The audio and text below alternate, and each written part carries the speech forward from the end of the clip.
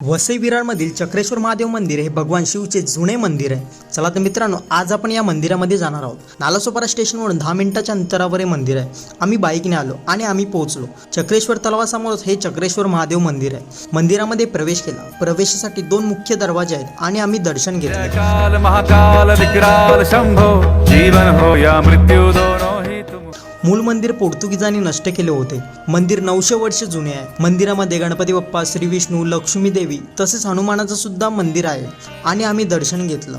मंदिराच्या आवारात मोठासा वडाचं झाड आहे। मंदिराच्या समोर असणाऱ्या चक्रेश्वर तलावामधून भेटलेल्या या मूर्त्या मुख्य मंदिरात काही मूर्त्या आहेत आणि काही मंदिराच्या आवारात ठेवल्या आहेत। त्यामध्ये शिवलिंग, त्याचबरोबर चाबूक देऊन ब्रह्मदेवाचा अवतार आहे। हे मंदिर सकाळी 7 ते 12 आणि दुपारी 3 ते रात्री 10 वाजेपर्यंत चालू असते।